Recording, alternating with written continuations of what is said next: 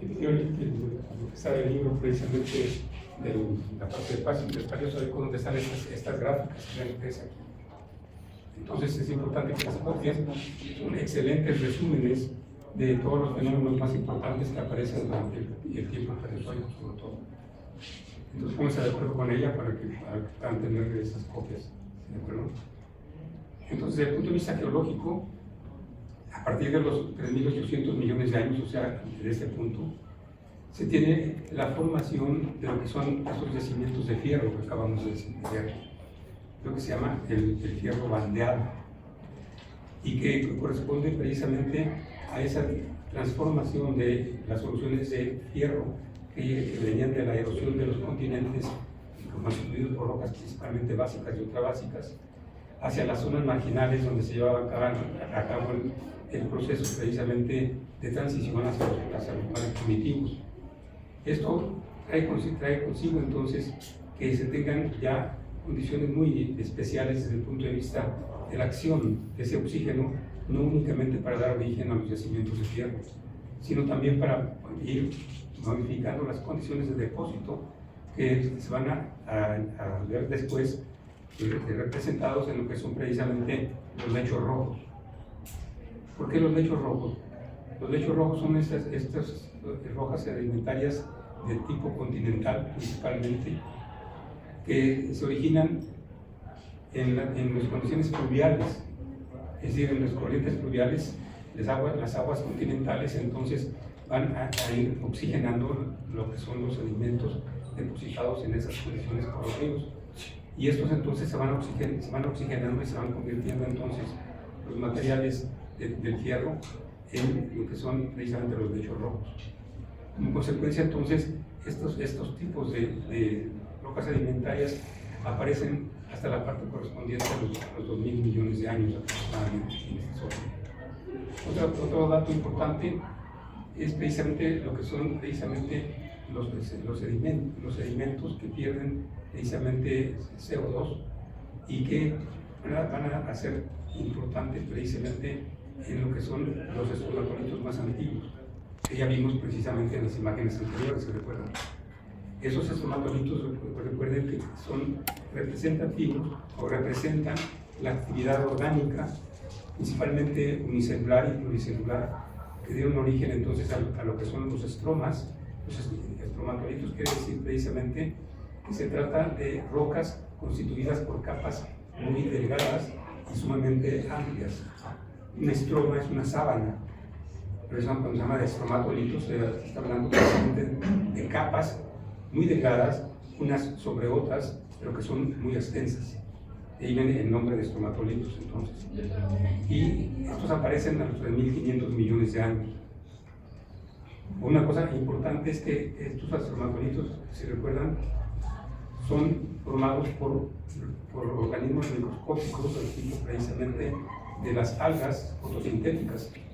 Como consecuencia de esto, entonces, estas algas inicialmente enriquecieron las aguas marinas de oxígeno y este oxígeno entonces oxidó las soluciones que venían de fierro de las partes continentales para dar origen a los depósitos tanto de los yacimientos de fierro como también a los estromatolitos que estamos aquí viendo.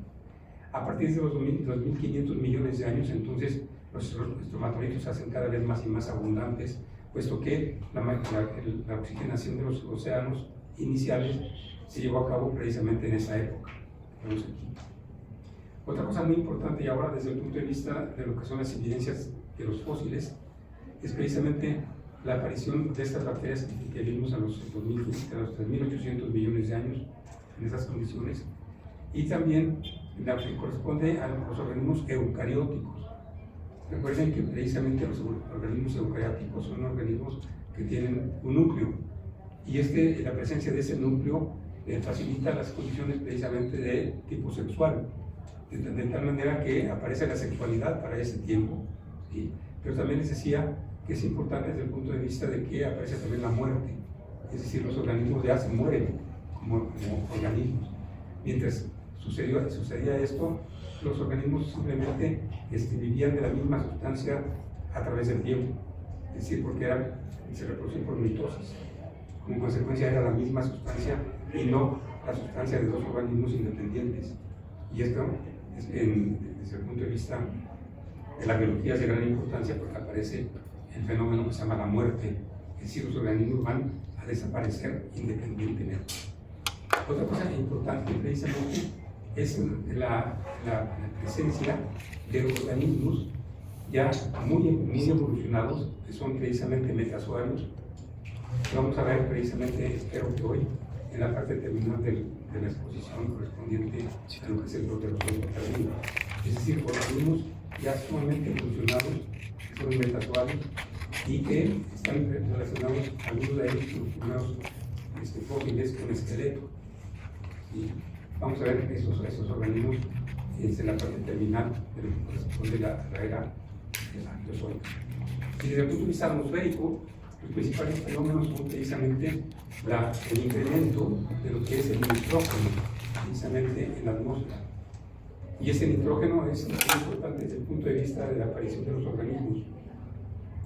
Y generalmente los compuestos nitrogenados provienen precisamente de organismos fósiles. Otro dato importante es precisamente la disminución de lo que fue el dióxido de carbono atmosférico. Pero esto está relacionado con la desaparición del nitrógeno que vimos en la atmósfera inicial y también la parte correspondiente al oxígeno, pero el oxígeno no de origen fotosintético, sino el oxígeno originado precisamente por la desintegración de moléculas que tenían oxígeno y que entonces se tiene un oxígeno que es de tipo molecular precisamente. Estos son datos entonces de gran importancia que aparecen en este libro que tiene su compañera. Otra gráfica es la evolución de las rocas. Generalmente en petrología vemos cómo se han formado las rocas ígneas, sedimentarias, metamórficas, pero generalmente no vemos desde el punto de vista histórico cuándo aparecen unas y cuándo aparecen otras. En esta gráfica que ven aquí se ven los diferentes tipos de rocas desde el punto de vista de si son volcánicas, lo dije volcánico, pues vemos aquí, lo que corresponde precisamente a los procesos de tipo sedimentario, desde el intemperismo hasta el depósito de lo que corresponde a las areniscas. Estas areniscas son, recuerden ustedes, rocas de grano grueso generalmente que tienen precisamente un proceso selectivo, o ya no, un proceso selectivo que les permite entonces ir seleccionando los materiales que van a dar origen a las rocas completamente ya sedimentarias en su transporte hasta las zonas de depósito. Estas rocas son precisamente las cuarcitas, las arcosas, las graubacas. Estas son entonces rocas formadas, recuerden ustedes, las graubacas, principalmente por fragmentos de rocas. ¿De acuerdo? Esto es muy importante, por eso que aparecen, son las primeras que aparecen. Las primeras rocas que existieron van entonces a irse metamorfizando, meteorizándose, o sea, alterándose por efectos atmosféricos, van a ir dando origen entonces a granos sueltos de fragmentos de rocas. Y estas rocas son las más antiguas sedimentarias que existen debido a este proceso. Se tienen después lo que son precisamente las arcosas. Las arcosas, se recuerdan, están constituidas principalmente por materiales del tipo del cuarzo. ¿Sí? Lógicamente, para que existan las cuarcitas es necesario que existan las arcosas previamente para que se seleccionen y se tengan entonces ya procesos de depósito de lo que son las arenas de cuarzo. Esto está muy bien relacionado con las cuestiones del tiempo, si se fijan. Las rocas sedimentarias más antiguas corresponden a casi los 4.500 millones de años. ¿Por qué? Porque los silicones más antiguos que vimos aquí en clase tienen 4.400 millones de años. Y estos son entonces restos de fragmentos de rocas que corresponden entonces a procesos de tipo sedimentario. Desde este punto de vista, entonces, vamos a tener diferentes cambios que constituyen los diferentes materiales, en este caso del tipo de lo que son las condiciones de origen de las areniscas. Lógicamente, se van a tener aquí las cuarcitas secundarias cuando estas cosas, si ustedes recordarán, se van seleccionando los materiales y se van a tener algunas que están construidas casi como aquí en México, de cuarzo metamórfico, ¿de acuerdo? Esto es de gran importancia porque nos está indicando generalmente la alteración de lo que son rocas, de los cratones antiguos, de las rocas de los continentes que conocemos. Así como estas rocas comienzan a formarse desde los 4.400 millones de años, se tienen también la aparición de estas cosas de granos que son generalmente gruesos, para que aparezcan los materiales, los limos y las lutitas, las limolitas, como rocas características de materiales de grano muy fino, y que como consecuencia corresponden a la destrucción de esas rocas iniciales de tipo volcánico y metamórfico que se tenían en las zonas de las rocas más antiguas, de la parte central de los continentes antiguos, en esas partes. Si se fijan, son las rocas más antiguas y también las más abundantes en nuestros días, lo que son las lutitas y las limolitas, ¿de acuerdo? Viene después lo que son las rocas de origen de sílice, como el jaspe, ¿sí? Y ¿vas a regresar? Sí, mi hermano. ¿A quién le pediste permiso? Perdón, mi hermano, ¿sí? Muy bien. El jaspe corresponde entonces a lo que es la sílice en solución, y esto da origen a diferentes tipos precisamente de condiciones de depósito en forma de geles. Estos geles dan origen a los pedernales, recuerdan, y estos entonces aparecen en una etapa mucho más reciente que los fragmentos plásticos que vemos aquí.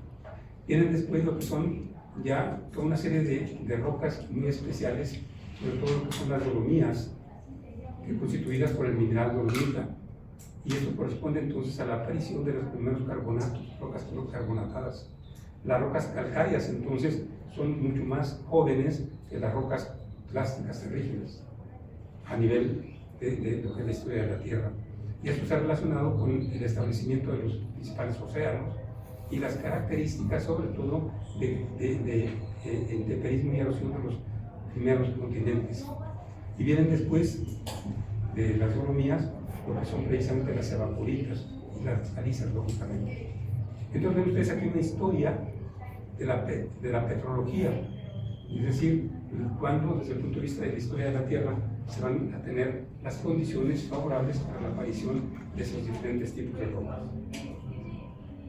Un caso muy importante, por ejemplo, desde el punto de vista indicador de ambientes sedimentarios, es el yeso, ¿se recuerdan?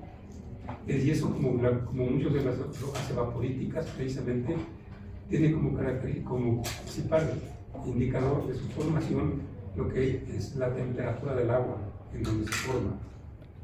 De tal manera que existe precisamente el yeso desde hace 3.600 millones de años, indicando que ya había rocas de tipo marino que estaban en condiciones todavía sumamente calientes. ¿Por qué? Porque precisamente la presencia del yeso, ¿sí?, en los sedimentos del Arqueozoico indican que el agua de esos mares excedió a 58 grados centígrados, es decir, se trataba de aguas todavía sumamente calientes, ¿de acuerdo? Y esto pues está marcando lo que es el enfriamiento de la Tierra, es decir, de una Tierra sumamente caliente a una Tierra cada vez más y más fría hasta nuestros días. Y en el Proterozoico aparecen ya organismos como las acritarcas que ven ustedes aquí.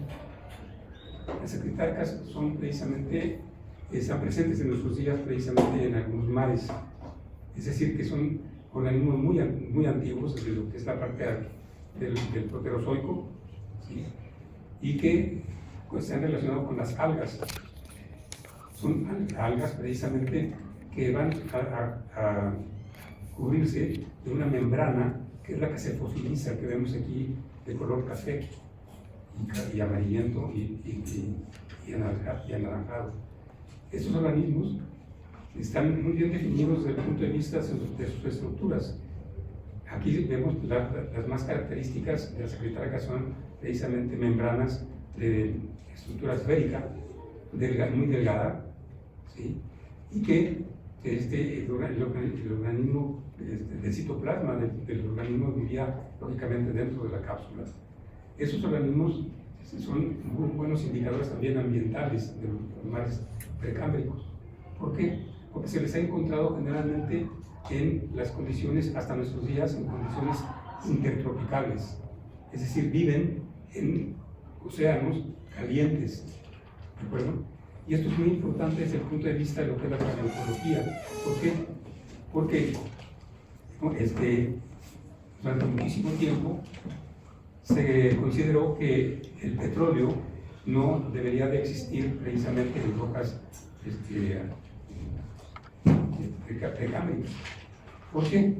Porque precisamente se consideraba que era el producto de una serie de organismos que al morir se transformaban precisamente en petróleo y en gas, ¿de acuerdo?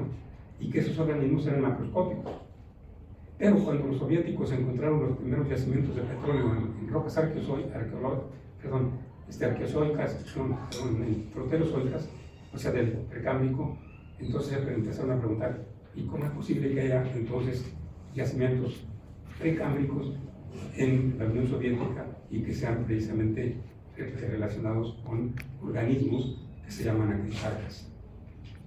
Pues se encontraron precisamente que estas acritarcas en algunos tiempos de la era precámbrica fueron sumamente abundantes, pero también se dieron cuenta de algo muy importante, que generalmente se les encontraba en rocas que mostraban condiciones en donde las condiciones eran intertropicales también, es decir, entre los trópicos.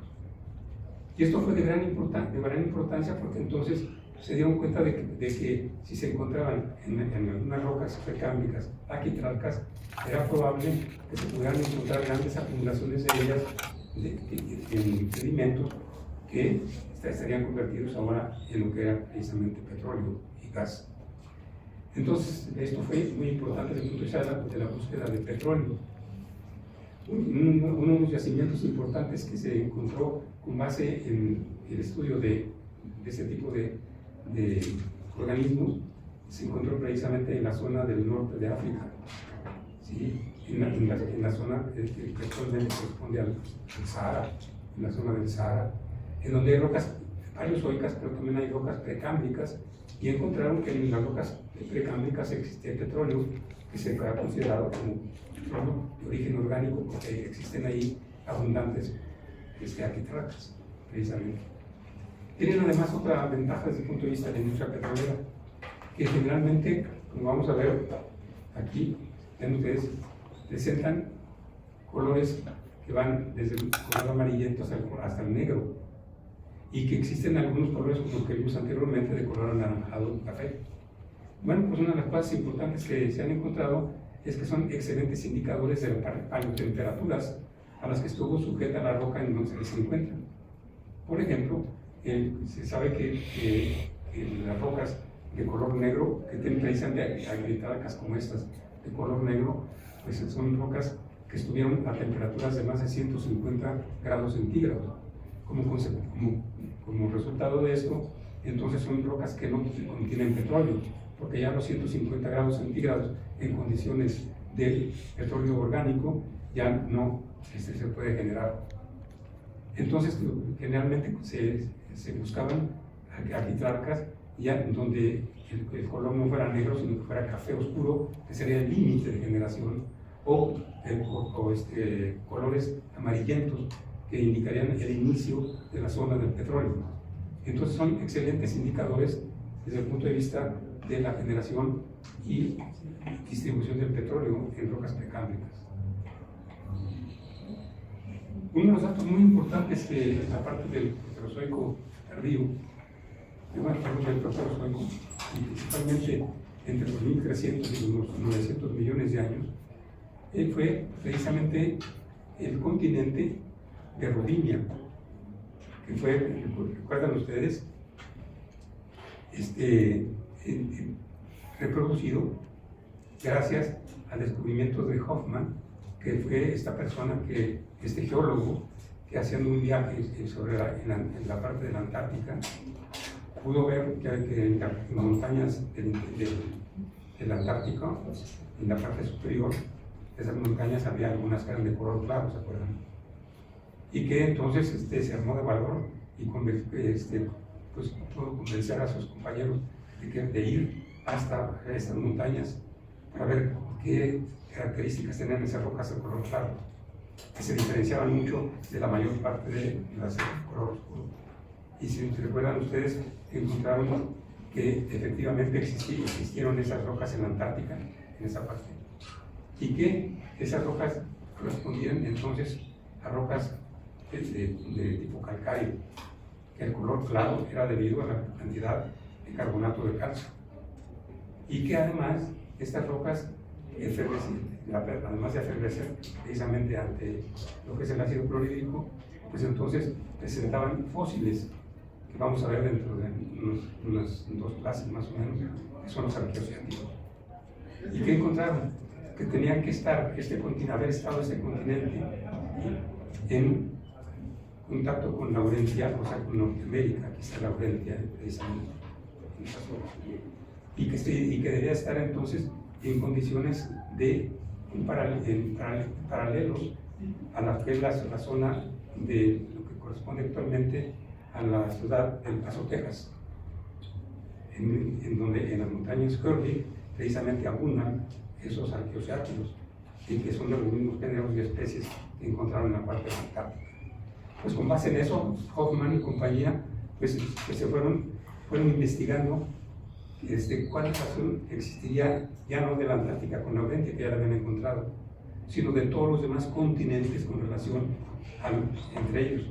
Y fueron entonces encontrando la manera de poder formar lo que llamaron Rodinia, que fue este continente que determinaron que existió entre los 900 y los 1300 millones de años.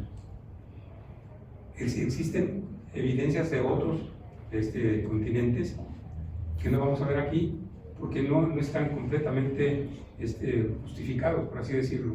Se han encontrado algunas evidencias de uniones de continentes porque podrían ser el núcleo de continentes como este o aún mayores, pero que todavía no están reconocidos. Entonces aquí, si se fijan, aquí se encuentra Oaxaca en este continente. Aquí está Oaxaca. ¿Sí? Esto está basado en que para esos tiempos en que se creó Rodinia, en los años 90, ya en la universidad se había descrito la posible existencia del continente de Oaxaca, ¿sí? Que correspondería a lo que se llama precisamente actualmente el bloque de Chortis, ¿de acuerdo? Y que consideraron entonces que el bloque de Chortis era completamente alóctono, es decir, que nunca había estado unido a México, al territorio nacional en tiempos antiguos, sino que había estado en condiciones muy separadas del mismo y que por cuestiones de procesos de evolución tectónica llegó a quedarse unido a la parte correspondiente a lo que es actualmente Oaxaca. ¿Sí? Ahora se sabe que no existió aquí como lo habían imaginado, porque lógicamente lo que hicieron fue ir buscando condiciones en que las rocas de los 1.200 millones, que son las más antiguas de lo que corresponde a Oaxaca, precisamente se encontraran distribuidas en algunos bordes de algunos continentes para poder encontrar la misma relación que habían encontrado de Laurentia, o sea, de Norteamérica con la Antártica. ¿De acuerdo? Entonces, esto que está aquí es una casualidad, porque ya lo habían determinado esta posición en tiempos en que estaban formándose o encontrando las relaciones entre un continente y otro. ¿De acuerdo? Vamos a hablar dentro de un rato precisamente de aquí, de esta parte que está aquí. Si se fijan, aquí se encuentra la Amazonia, aquí se encuentra la Plata, que corresponde a la parte de lo que es el cono sur de América del Sur, en esta parte, en esta zona. Aquí está Amazonia, que corresponde a Brasil, y la parte correspondiente a lo que son las partes de Colombia, Venezuela, etcétera, en esta zona. Esta sería entonces la distribución de América del Sur en esta posición. ¿De acuerdo? Y una de las cosas importantes es que encontraron que que América del Sur había estado unido a Norteamérica también, o sea, Laurentia, en esta posición. ¿Por qué? Porque encontraron que precisamente en el Parque Central de Nueva York existen toda una serie de rocas de unos cuantos miles de años, de 12.000 años transportadas por los glaciares, que se encuentran sobre rocas metamórficas. Y esas rocas metamórficas corresponden precisamente en edad a las rocas que se encuentran aquí en la parte de Perú, que vamos a ver precisamente en esa zona. Y de esa manera encontraron que se trata de las mismas rocas exactamente, ¿sí? Y que se separó América del Sur de Norteamérica, ¿sí? Y quedaron entonces en la parte correspondiente a la parte de lo que son los Andes aproximadamente. Vamos a hablar de eso posteriormente. Pero esta es la reconstrucción entonces de Rodinia, hecha precisamente por el grupo de Paul Hoffman, ¿sí? Fue quien, recuerden, encontró esa relación inicial en la parte de la Antártica y la parte del occidente de América del Norte. Esta sería entonces esa reconstrucción, ¿sí? Y poco a poco se ha ido mejorando la reconstrucción en el sentido de poder determinar no únicamente las condiciones en que se fue dividiendo. Aquí ven ustedes estas zonas que vemos aquí, achuradas, son zonas de ruptura.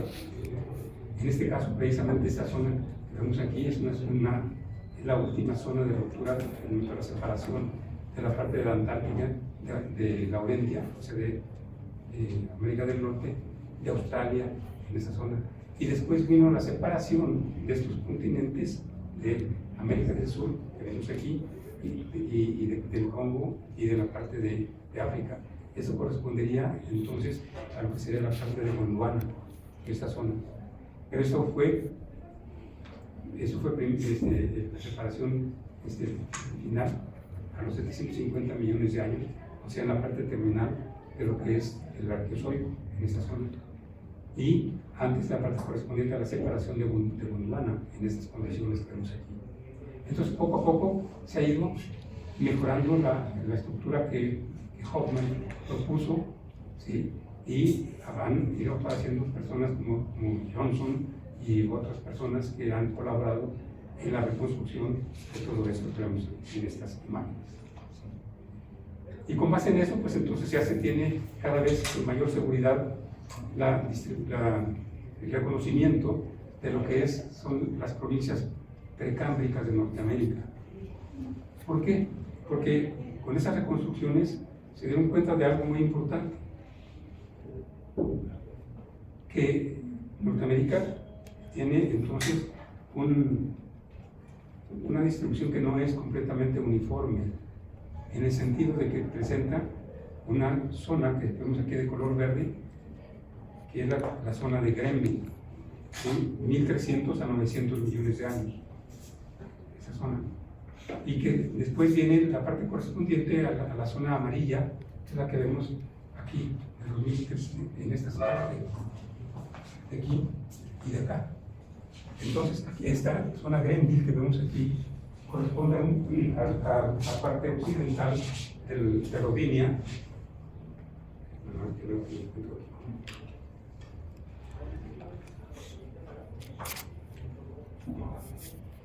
Aquí está la separación de estos. Esta separación fue anterior, se fijan en esa parte de aquí. Por eso es que en la parte occidental de Norteamérica no existen estas rocas que vemos aquí, que son mucho más recientes de lo que es la unidad grenvilliana. Y cuando hacían los estudios precisamente para determinar las zonas precámbricas de Norteamérica, o sea, las provincias geológicas, entonces se encontraban, bueno, veían esto, pero no le daban importancia. Pero ya con la reconstrucción que vimos anteriormente, sí se le dio una importancia desde el punto de vista de saber cuándo se separaron los diferentes continentes. de la estructura general. Y aquí está lo que veíamos hace rato, ¿sí? El mapa geológico del Perú. Aquí veamos, aquí está Perú en esta parte. Pues este mapa geológico es de gran importancia. Primero, porque precisamente aquí en estas rocas, en el Paleozoico, se encuentran yacimientos de petróleo. ¿Sí? Y les llamó mucho la atención a los geólogos petroleros, desde hace mucho tiempo, el que existiera petróleo en una zona de subducción, porque generalmente los yacimientos petroleros no se encuentran asociados a zonas de subducción, sino que la mayor parte de los yacimientos petroleros en el mundo corresponden a zonas de procesos de distensión, o sea, de separación de continentes. ¿De acuerdo? Entonces, esto era una, por así decirlo, una anomalía, pero se preguntaban qué representaba esto y no encontraban esa relación hasta que aparecieron los datos de Hoffman. ¿Por qué? Porque la explotación del petróleo de aquí fue anterior al descubrimiento de Hoffman de Rodinia. Fue cuando apareció la parte de Rodinia que se dieron cuenta de que podían ir encontrando o buscando más bien condiciones que permitieran explicar el origen de este petróleo que está aquí. Una de las cosas que se llamó la atención es que generalmente esta parte que vemos aquí tenía una continuación en rocas del Paleozoico hacia el este, hacia la parte del este. Y aquí está la desembocadura del río Amazonas, miren, aquí está, en esta parte. Pues se fueron haciendo toda una serie de estudios de esta zona y encontraron algo sorprendente. Encontraron que el río Amazonas, ¿sí?, actualmente desemboca aquí, precisamente en esa zona, y que se genera ¿dónde? En los Andes. Bueno, pues entonces encontraron que el río Amazonas tiene dos etapas de vida, dos historias. Una historia precisamente paleozoica, cuando Gondwana incluía precisamente a América del Sur. Aquí estaría la parte de África. Perdón. Entonces, cuando estaba esto unido en Gondwana, entonces el río Amazonas ya existía. ¿Pero dónde nacía? Nacía en el centro de África. En el centro de África. Era la parte más alta del continente. Y de ahí entonces avanzaba hasta donde está ahora la desembocadura, donde está precisamente el yacimiento de petróleo que corresponde a la desembocadura antigua del río Amazonas. Esto es sumamente interesante precisamente porque precisamente la tectónica de placas ha servido para muchas cosas, incluyendo precisamente la explicación de muchos fenómenos raros como estos que estoy comentando. Entonces, existen además toda una serie de secciones de tipo físico que muestran que efectivamente el río Amazonas tiene dos historias. Una historia en donde la sedimentación iba de oriente a poniente, o sea, en el Paleozoico, y una historia más moderna a partir del Jurásico, en donde el río Amazonas va del Perú hacia Brasil. ¿De acuerdo? ¿Por qué? Porque precisamente la geofísica permite determinar las condiciones de depósito de las secuencias sedimentarias, y estas marcan entonces las condiciones de su depósito. ¿Sí? Para el Paleozoico, entonces, el depósito está marcando que el evidencia estaría aquí, y eso explica por qué aquí hay petróleo. En las zonas de deltas es donde generalmente se encuentran depósitos de petróleo, porque es la zona donde hay precisamente una gran cantidad de sedimentos que llegan del continente y además una gran cantidad de materia orgánica que se desarrolla en la zona de paso de la parte continental a la parte marina. Aquí está la secuencia precisamente de la columna estratigráfica de la cuenca de Santiago de Perú. Aquí están las rocas metamórficas.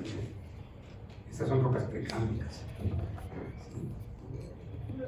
Y estas rocas precámbicas entonces son las que se dieron cuenta de que estaban ahí en esta zona de desembocadura del antiguo Amazonas y que corresponde a la parte basal de la cuenca petrolera. Entonces se pusieron a buscar en qué partes de los bordes continentales existían rocas precámbricas de estas mismas edades. ¿Y qué fue lo que encontraron? Lo que encontraron es que mientras que la estructura que ven ustedes aquí es completamente plegada en esa parte, porque corresponde este pegamiento al tiempo del origen de la subducción. Es decir, cuando comienza a separarse América del Sur de África, entonces el continente se desplazó hacia el este. Pero para poderse desplazar tuvo que haber una zona de subducción. Y las rocas que estaban en esa zona marginal, ¿qué pasó con ellas? Se plegaron y miren, están hasta verticales. ¿Y dónde está el petróleo? Aquí, precisamente en estas zonas que vemos aquí. ¿De acuerdo? ¿Y dónde está? Entonces la zona de unión de los dos continentes, aquí precisamente en esta parte que está más o menos la parte correspondiente a lo que es Nueva York, y allí encontraron que las rocas precisamente metamórficas del Parque Central de Nueva York son precisamente las mismas que se encuentran en la parte occidental de América del Sur.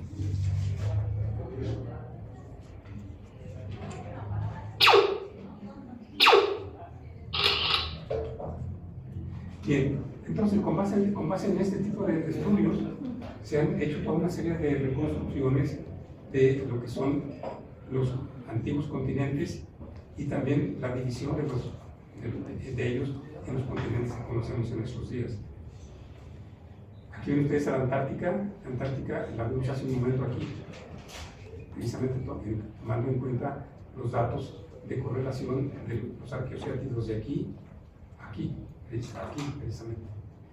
Antes de que se llevara a cabo esa correlación precisa, ya estos autores que vamos a ver dentro de un momento, estos que ya lo vimos anteriormente, Armstrong, 1999, ya habían colocado precisamente estos continentes en esta relación. Y han encontrado entonces una serie de datos que permiten no únicamente saber qué continentes estuvieron unidos y cómo y cuándo estuvieron unidos, sino también qué sucedió con ellos desde el punto de vista de su evolución. Y aquí es donde aparecen entonces para México lo que son los grandes megacizallas que vemos precisamente, que hemos visto ya aquí, correspondientes a la parte de lo que es el centro del Golfo de México, con la parte correspondiente a la cizalla que limita lo que es el bloque de Burgos, de Sabinas y de Chihuahua en esa posición. Y acá lo que es el límite correspondiente a lo que es el bloque de Texas, que correspondería a la falla o megashire que iba desde aquí, desde Florida hasta la parte de Vancouver y la parte de Canadá, de esta zona.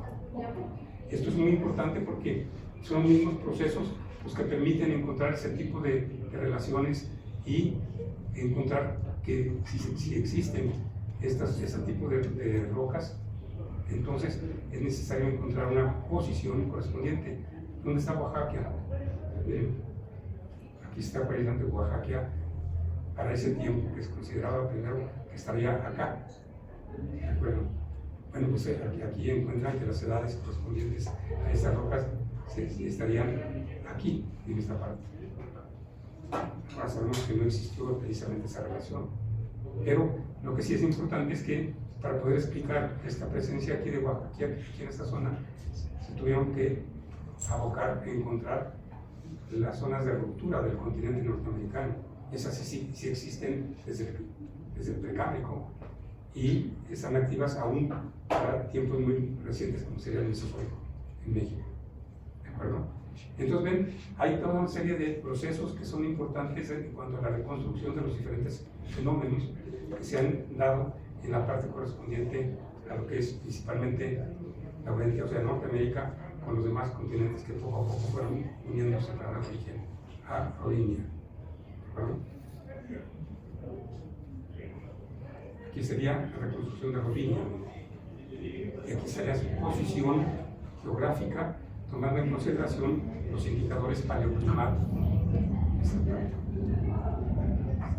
Aquí sería la India, la parte de Congo, la parte correspondiente a Australia, y aquí en esta parte una gráfica muy importante por lo siguiente, porque si ustedes ven sobre el Precámbrico a nivel mundial, ¿sí? los libros antiguos de los años 80 y 70 nos citan precisamente lo que es la era precisamente glacial que existió para muchos dentro del Proterozoico. Pero estaba basada precisamente en planos como estos que ven ustedes aquí, no existía la tectónica de placas. Como consecuencia, entonces, las evidencias glaciales que se pueden determinar para el Precámbrico se iban vaciando en la geografía de ese tiempo. Y entonces se dieron cuenta de que estos puntos estaban indicando que había habido condiciones frías en el Proterozoico en todos los continentes. La conclusión fue lógica, diciendo que, bueno, que corresponden a rocas precámbricas, todas estas localidades. Y a tiempos proterozoicos, en el Proterozoico tuvo que haber existido entonces lo que llamamos precisamente la tierra congelada. ¿Sí? ¿Por qué? Porque, bueno, si todos los continentes tienen evidencias de ese tipo, pues entonces, y están en todos los continentes al tiempo casi idéntico, entonces, con toda la razón, dijeron, para ese tiempo, entonces, toda la Tierra estaba fría. Y venía entonces la contraposición con la idea de que la Tierra es un planeta que se va enfriando gradualmente. Entonces, esto es importante precisamente desde ese punto de vista. Desde el punto de vista del Proterozoico, una de las cosas importantes es que empiezan a aparecer ya una serie de organismos que son en la parte correspondiente a lo que es el Precámbrico, principalmente los anélidos, o sea, los gusanos. Los gusanos aparecen en rocas de lo que es el Precámbrico, principalmente el Proterozoico tardío, esos anélidos. Y han aparecido también algunos elenterados, es decir, organismos del tipo de los corales. Y en este caso, uno de los datos muy importantes es precisamente, aquí vienen los arqueociátidos, aparecen desde el Cámbrico, ¿se acuerdan? Aquí están, precisamente. Y esto correspondería, pues, a esos organismos, son parientes de qué grupo de organismos. Los arqueociátidos son precisamente parientes de las esponjas. Entonces, estos organismos ya comienzan a aparecer desde la parte inicial del Cámbrico y aparecen sus antecesores en la parte terminal, precisamente de lo que fue el Proterozoico. En cuanto a los otros invertebrados, se tiene precisamente la aparición de organismos que corresponden precisamente a los que vamos a ver dentro de un momento en lo que se llama el afloramiento de la parte del sur de Australia, lo que se llama la fauna de Ediacara. Ediacara es una localidad que se encuentra en el sur de Australia, precisamente, y en donde se han encontrado las evidencias de los primeros macrofósiles de edad, precisamente, precámbrica. Vamos a verlos dentro de un momento. Aquí está. Esta es la fauna de Ediacara. La vamos a ver. Vamos a ver precisamente los géneros más importantes: Estriginia, Brachidium, Kimberella y Lixonia.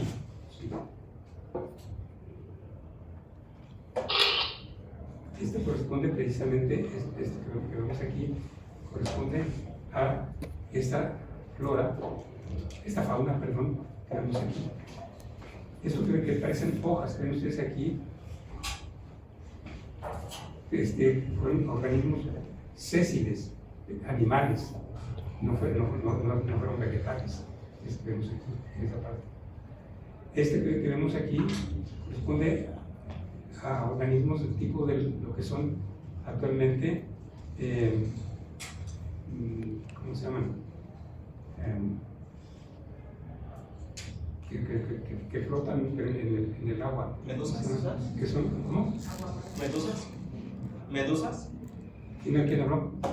¿Sí? ¿Medusas? Sí, son medusas precisamente. Creo que vemos aquí son medusas. Y estas sí están muy bien representadas en esta fauna de acá. Y llama la atención porque las medusas son precisamente organismos de cuerpo blando. ¿Sí? Bueno, tuve un tiempo, entonces esos organismos quedan impresos en las rocas sedimentarias donde se les ha identificado medusas, precisamente. Corresponden a los sedenterados, esos organismos. Encontramos también otros organismos, como estos que vemos aquí en la parte del sur, que corresponden a organismos del tipo de los que se desplazan sobre los pisos oceánicos, ¿sí? Son organismos vágiles, ¿de acuerdo? Y esos ya tienen patas, precisamente, o maneras de poderse desplazar en la parte correspondiente a las partes del sur. Otro grupo, aquí está precisamente Tribrachidium, que corresponde a esto que vemos aquí, ¿sí? Y se llama Tribrachidium precisamente porque esta parte que vemos es aquí, este símbolo de la Mercedes-Benz, es precisamente de 3 brazos, que identifica muy bien este fósil, que fue de tejidos blancos, ¿sí? Este que vemos acá se llama Dickinsonia, perdón, que vemos aquí, y se considera que son organismos anteriores a los trilobites, por su estructura, en este caso no de 3 brazos, sino de 2 brazos simétricamente iguales en esa parte, Dickinsonia. Y que se considera que son los más cercanos organismos parientes de los trilobites, pero todavía con una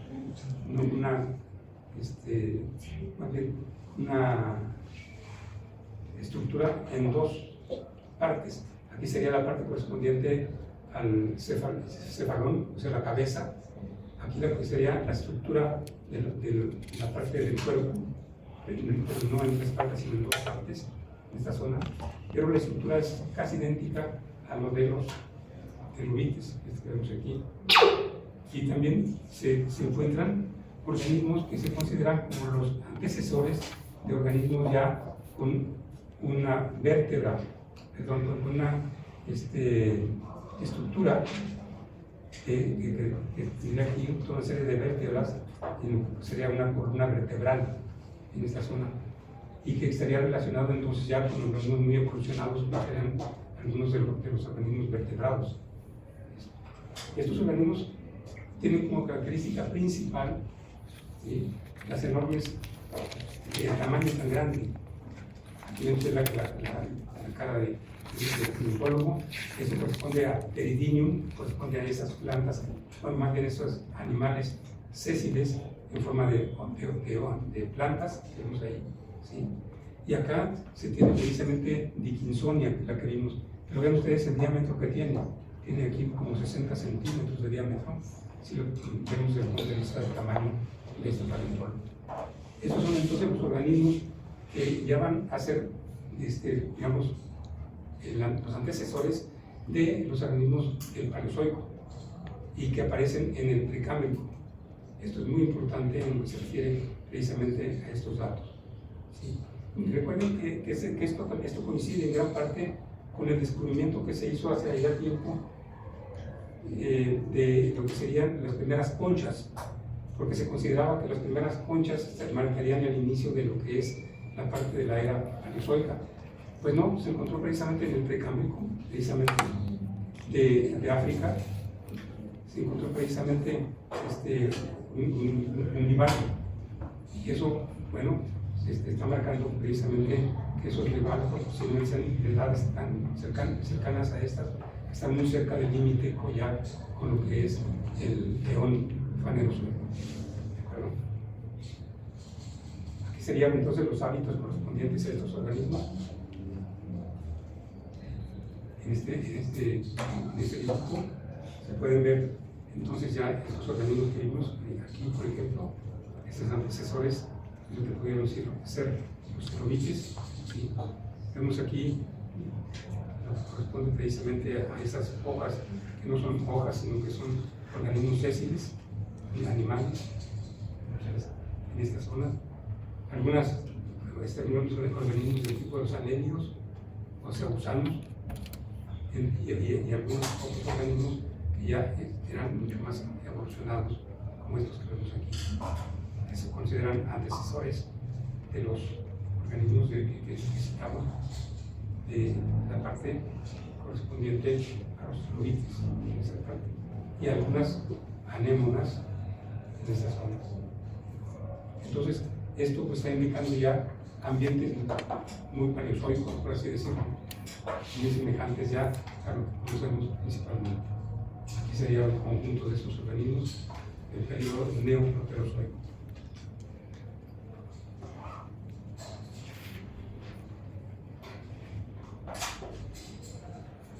Junto con ellos se han encontrado entonces toda una serie de organismos que corresponden precisamente a lo que son llamados ignofósiles, es decir, son una serie de estructuras sedimentarias que se suponen formadas por medio de organismos microscópicos que vivían principalmente en la superficie de los estratos, como sucede actualmente en lo que son las secuencias de tipo Fish. Hay algunos que viven dentro de los estratos, es decir, son animales de tipo no vertebrados, sino sin esqueleto, pero que dejan sus impresiones perfectamente bien marcadas y que muchas de ellas permiten establecer edades correspondientes y ambientes sedimentarios. Por ejemplo, aquí, estos que vemos aquí corresponden precisamente a la parte de Diacara que acabamos de citar, pero corresponden ya a la parte del Cámbrico, o sea, lo que sería la parte del Cámbrico temprano. Y vemos una serie de rasgos muy pequeños que van haciéndose cada vez más complejos, que son organismos también que van haciéndose más complejos hacia la parte también que es la parte del Cámbrico, de Diacara y de Diacara. ¿Sí? Y entonces con esto pues tenemos lo que corresponde a la evolución que vimos desde lo que fue el inicio de la vida hasta lo que corresponde precisamente a estos organismos que corresponden a la parte terminal de lo que fue la era proterozoica y el inicio de la era precisamente anerozoica en esas partes.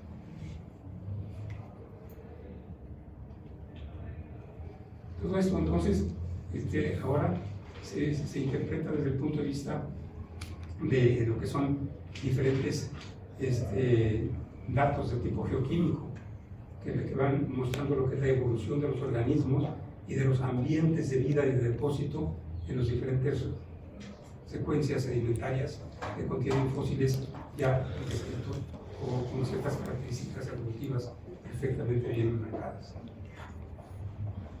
Con esto terminamos entonces la parte de León y Cristo. ¿Tienen preguntas? Sí. Bueno, usted mencionaba lo de las 2 megacizallas. ¿Qué? 2 megacizallas. ¿Megacizallas? Ajá. Entonces mi pregunta es, ¿qué fue lo que dio origen a esas megacizallas? ¿A esas cizallas? ¿Megacizallas? Ajá. Bueno, hay que ver para qué tiempo. Porque aparecen en el territorio nacional.